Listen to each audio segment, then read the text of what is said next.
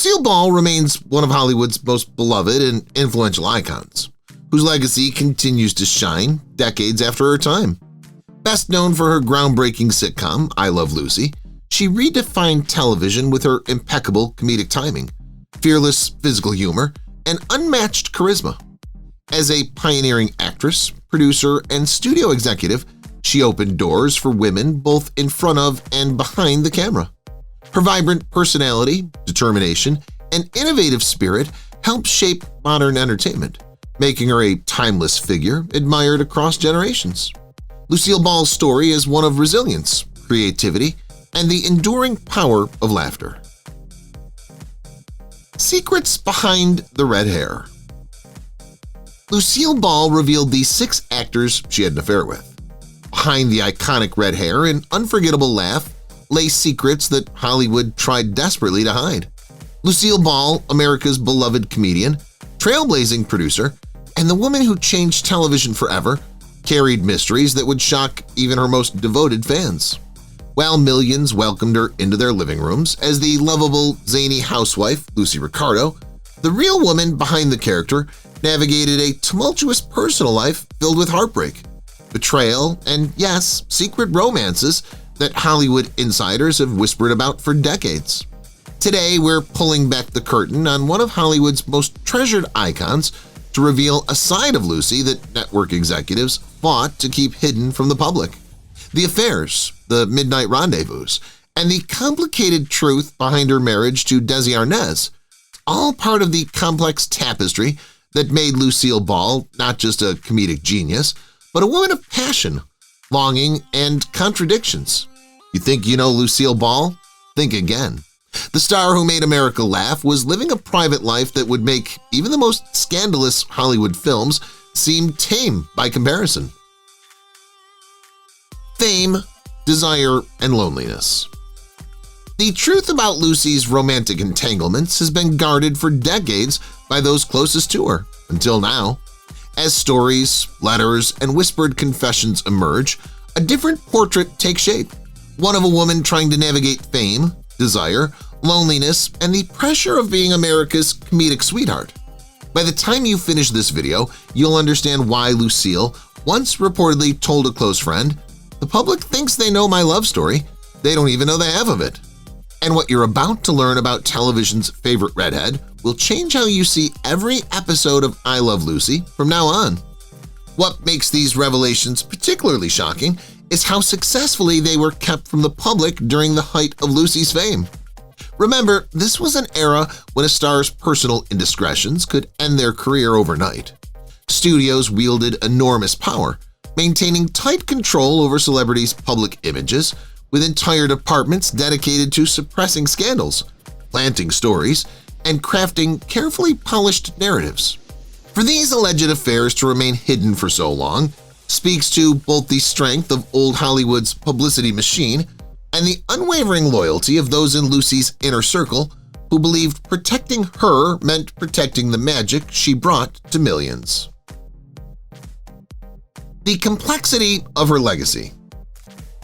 You might be wondering how we could possibly know about these private matters all these years later.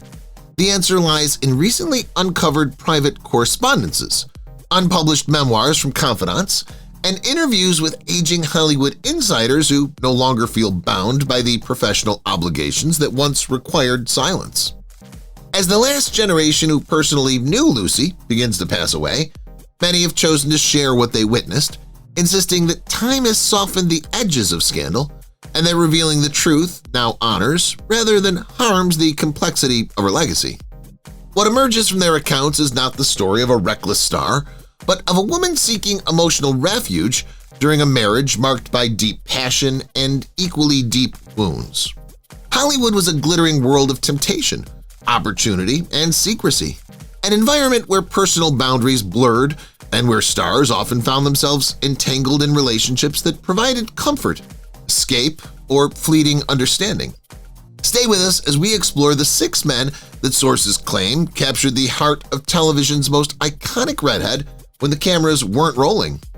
The truth behind these relationships reveals that Lucy's private desires, but illuminates the intricate, sometimes painful layers of the woman behind the beloved television character. Like Casey says, Fell ain't got a soul of his own, just little pieces of others. Many ways, Lucy was the same. Fragile, passionate, brilliant, and shaped by the lives that touched hers in ways the public never saw. Henry Fonda, the respected gentleman. In the 1930s, before she became a household name, Lucille Ball was working as a contract player at RKO Studios. It was there that she crossed paths with Henry Fonda, already an established leading man known for his quiet strength, professional discipline, and unmistakable integrity both on and off-screen. The two worked together during Lucy's earliest Hollywood days, sharing soundstages, rehearsals, and long hours under the bright glare of studio lights. According to several insiders from that era, there was an undeniable chemistry between them, something subtle yet unmistakable, the kind of connection that crew members sensed even when the cameras weren't rolling. Several production assistants later claimed that there was a brief but intense connection between the actors, one that never made headlines but was whispered about on set corridors, makeup rooms, and behind the massive RKO backdrops. What made this alleged affair particularly noteworthy was that both were married at the time. Details mentioned in the autobiography. Hollywood in the 1930s was a small, tightly controlled world where rumors traveled fast. Yet the studio publicity machine moved even faster to bury anything that could tarnish their valuable stars. Adding to the plausibility of this rumored relationship is a detail mentioned in Jane Fonda's autobiography, where she candidly noted that her father had a pattern of falling for his co-stars, especially those with sharp minds and strong personalities. Lucy fit that description perfectly. Though young and still finding her footing, she carried a natural magnetism and wit that caught people off guard. She wasn't like the other ingenues. She was clever, quick, fiercely ambitious, and unafraid to challenge the men around her. The first man who made her feel respected. A wardrobe assistant who worked closely with both stars told Hollywood historian Robert Mattson, "She said Henry was the first man who made her feel respected, not just looked at. In those days, actresses were treated like pretty objects, but Fonda discussed ideas with Lucy, asked her opinions. That intellectual connection was more seductive to her than any physical attraction. According to her, Lucy was deeply moved by the fact that Henry took her seriously as an artist, something she rarely experienced at that stage in her career. The alleged affair, if it happened at all, was brief, as both remained publicly committed to their respective marriages. But those who knew Lucy claimed she always spoke of Fonda with an unusual warmth and quiet respect throughout her life. When asked about him years later in a 1970s interview, Lucy reportedly smiled, small private smile, and said only, "Henry was a gentleman in every sense of the word," before swiftly changing the subject, as if unwilling to risk saying too much. A deep appreciation. What many fans don't realize is that Lucy and Henry maintained a lifelong friendship after their rumored connection ended.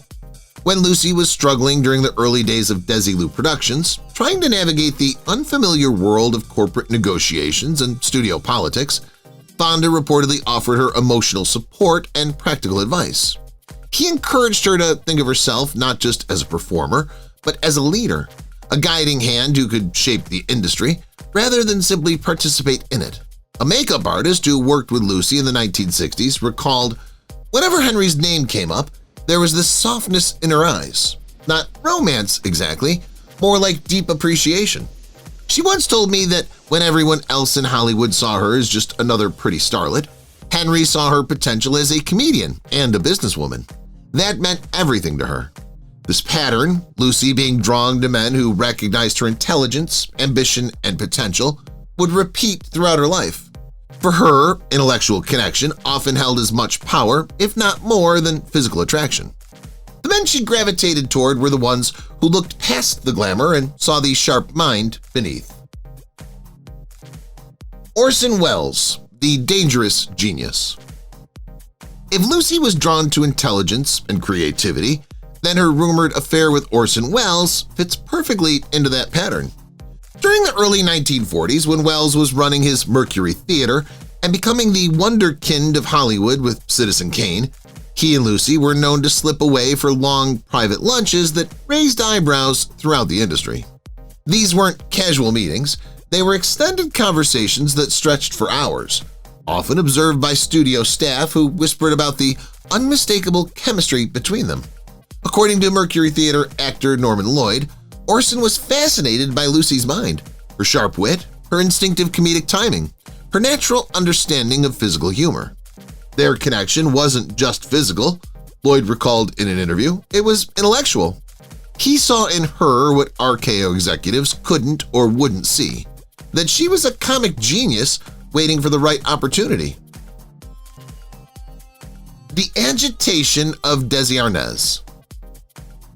What makes this rumored affair particularly intriguing is the reaction it reportedly provoked in Desi Arnaz. While Desi was charismatic, passionate, and brilliant in his own right, he was also famously territorial when it came to Lucy. According to Desilu staff members, whenever Welles called the office or visited the studio lot, Desi became noticeably agitated. One receptionist remembered it vividly. Mr. Arnaz would demand to know exactly how long Mr. Welles had been there and what they discussed. It was one of the few times we ever saw him genuinely jealous. And jealousy was not something Desi felt often. He was too confident for that. But Orson was different. Orson was a prodigy. Orson was unpredictable. And Orson, unlike many, treated Lucy as an equal.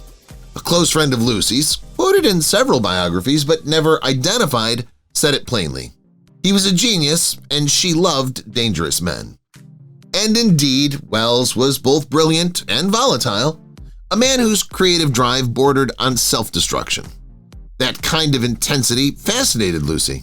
She was drawn to people who burned brightly, people who pushed boundaries, people who recognized her own hidden depth beneath the comedic exterior the world was beginning to know. Too meaningful to be reduced to gossip. The rumored affair was never confirmed by either party. Welles, who was remarkably candid about his romantic life in later years, remained unusually silent when it came to Lucy.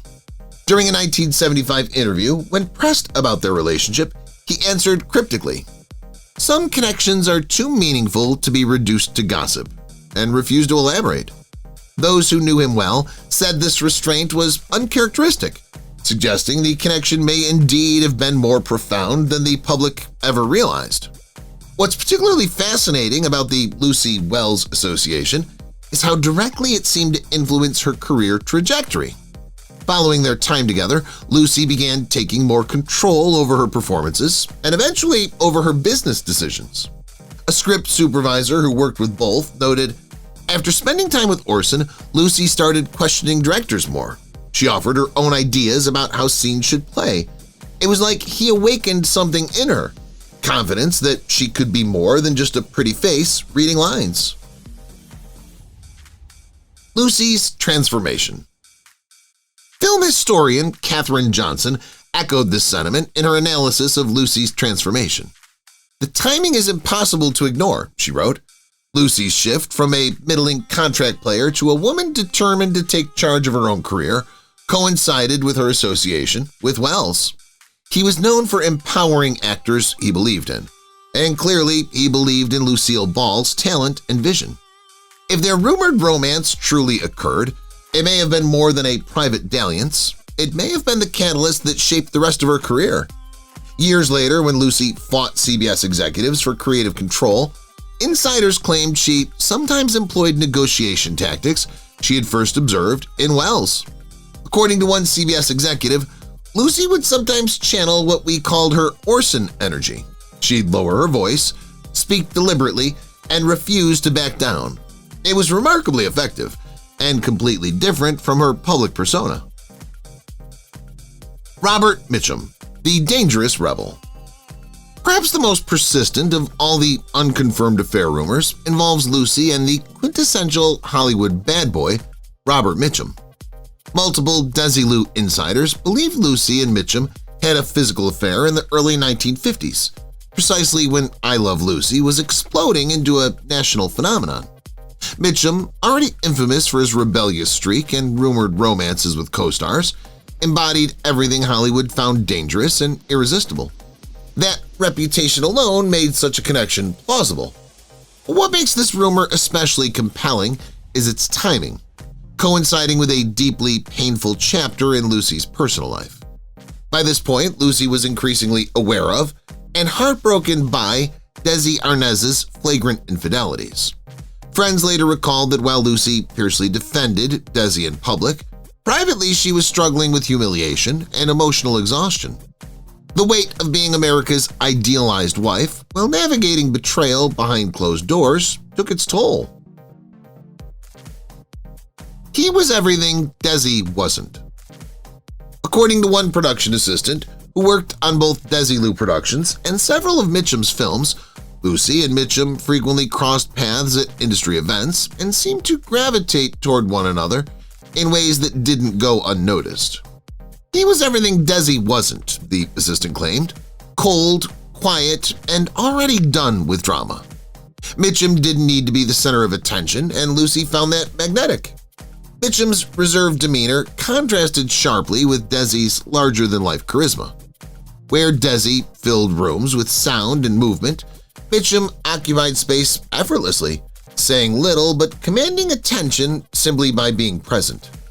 Hollywood historian Jeffrey Mark has suggested the appeal was obvious. Mitchum projected a smoldering, dangerous masculinity that stood in stark contrast to the squeaky clean image Lucy had crafted for American television. Night after night, audiences watched her play the silly, lovable housewife, delightfully unaware of the emotional complexity beneath the laughter. According to Mark, Lucy sometimes needed to feel like a desirable woman, not just a comedic symbol. Mitchum made women feel that way without trying. The rumors burred out and silenced. The rumored affair reportedly burned hot and brief, ending almost as quickly as it began. Both stars had far too much at stake professionally to risk public scandal. For Lucy, the consequences would have been catastrophic. The I Love Lucy brand depended on wholesomeness, domestic harmony, and trust. Any association with Mitchum, still shadowed by his 1948 marijuana arrest, could have shattered that carefully constructed illusion overnight. Neither Lucy nor Mitchum ever publicly addressed the rumors, yet reporters noted that whenever Mitchum was asked about Lucy in later interviews, he would smile faintly and change the subject, offering neither denial nor confirmation. That quiet ambiguity only fueled speculation. Some believed silence was his way of showing respect. Others believed it was the mark of something too real to discuss. What's particularly fascinating is how this alleged affair may have subtly influenced Lucy's on-screen presence during this period. Television critics have observed that episodes of I Love Lucy, filmed in mid-1952 onward, show a noticeable shift in her performance. There's a newfound confidence, a subtle sensuality beneath the slapstick. A film scholar who studied Lucy's evolution wrote, "There's a marked difference in how she carries herself. More grounded, more knowing. It adds a richness to her comedy that hadn't been there before." The link-up would have been disastrous. Adding another layer to the legend, Mitchum's niece later claimed in a memoir that her uncle kept a signed photo of Lucy in his private study until his death. It wasn't displayed publicly but tucked away in a desk drawer, alongside other deeply personal mementos. The inscription reportedly read, "To Bob, some storms are worth getting caught in." What made this potential affair especially dangerous was Mitchum's notoriety. Just a few years earlier, his arrest had nearly ended his career. For America's beloved Lucy to be linked, however quietly, with Hollywood's most notorious rebel would have been disastrous. Studio executives knew it, Desilu staff knew it, and according to one Desilu security guard, Desi Arnaz certainly knew it. In a late-life interview, the guard claimed he was once paid a substantial bonus after inadvertently witnessing Mitchum leaving Lucy's dressing room late at night. "Mr. Arnaz handed me an envelope with $300 in it. fortune back then, and said, "You work very hard. You should take a vacation and forget anything you might have seen tonight." I had a family to feed. I took the money and I kept quiet. And in Hollywood, silence was often the most valuable currency of all. John Wayne, the unlikely connection. This might be the most surprising name on our list. The quintessential Western star and Lucille Ball seemed, at first glance, like an unlikely pair. He was the embodiment of rugged American masculinity. She was television's reigning queen of controlled chaos. Yet, according to Hollywood gossip columnist Hedda Hopper's unpublished memoirs, John Wayne and Lucille Ball shared a brief but meaningful connection during a period when both were between marriages. Hollywood, after all, had a way of bringing people together who appeared incompatible on the surface, but shared deeper common ground beneath the spotlight.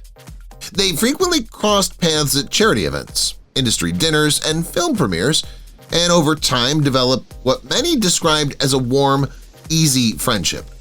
But one insider, a driver who worked for both stars at different points in his career, claimed their relationship briefly crossed into something more private. In his journals, later discovered by family members, the driver wrote, "It was never serious, just a weekend that no one ever mentioned again. But there was genuine affection there.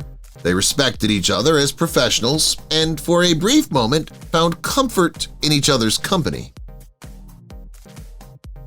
The surprising chemistry. What lends credibility to this account is the fact that Wayne and Ball maintained a friendly, professional relationship for decades afterward. There was no awkward distance, no avoidance, only mutual respect. In fact, Wayne made a memorable guest appearance on The Lucy Show in 1966, a moment that delighted audiences precisely because of the surprising chemistry between them. Their on-screen rapport was effortless, relaxed, and strikingly natural, suggesting a familiarity that went beyond a casual acquaintance or publicity-driven friendship. When asked about Wayne years later in a 1977 interview, Lucy offered a carefully measured response. "Duke was one of the good ones," she said, "a real professional, and a true gentleman in private." The slight smile that accompanied the remark lingered just long enough to invite interpretation without ever confirming anything outright. Lucy, by then a master of controlling her narrative, knew exactly how much to say and how much to leave unsaid. Steadiness instead of emotional highs and lows. What makes this rumored connection particularly intriguing is the stark contrast between Wayne's stoic, grounded presence and Desi Arnaz's flamboyant Latin charm. According to Lucy's longtime hairstylist, this contrast mattered deeply to her. Lucy once told me that after years of Desi's emotional highs and lows, she found herself drawn to men who were steady. The stylist recalled men who didn't need constant attention or validation. Lucy reportedly summed it up simply, "I spend my days creating chaos for the camera. My private life, I craved calm." That desire for calm may explain why Lucy and Wayne, despite their vastly different public personas, could have found common ground. Both were relentless workers, both were savvy about the business side of Hollywood, and both had little patience for pretension or games. Wayne, for all his larger-than-life image, was famously direct. Lucy, beneath the pratfalls and slapstick, was equally straightforward when it came to respect and professionalism. Lucy, the businesswoman.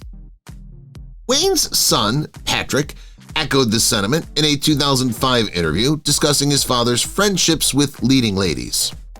"Dad had immense respect for Lucy as a businesswoman," he said. "He used to say she had bigger balls than most of the studio executives he dealt with. That was about the highest compliment my father could give anyone.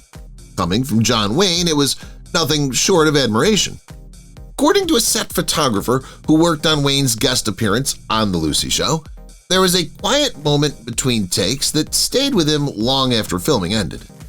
"They didn't realize anyone was watching," he recalled. He leaned in and whispered something in her ear. She laughed, not her Lucy laugh, but her real one, and squeezed his hand in a way that felt very intimate. It wasn't romantic exactly, but it wasn't just friendly either. It was like they shared a private joke that went way back. Whatever passed between them, it remained safely tucked away in Hollywood's unspoken history. Another example of how Lucille's private life often stood in sharp contrast to the exuberant image she presented to the world. The unnamed studio executive, the revenge affair.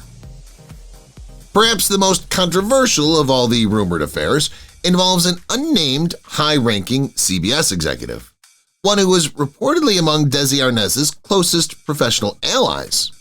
Unlike the whispered romances that circulated quietly through studio backlots, this alleged relationship carried far greater stakes.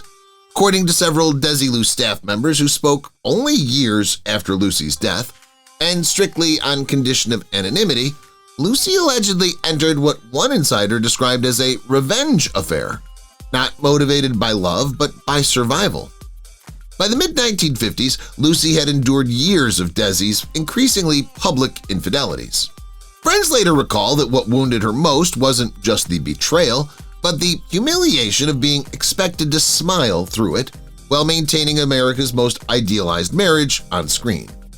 According to one former Desilu secretary who worked in the executive offices, several of us knew it wasn't about romance, it was about leverage. After years of being embarrassed, Lucy needed something to level the playing field. Act of deliberation.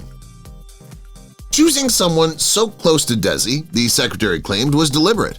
It was her way of saying, "I can play this game too." The executive in question reportedly held considerable influence within CBS, someone whose opinion could quietly shape budgets, scheduling, and creative approvals without ever appearing publicly involved.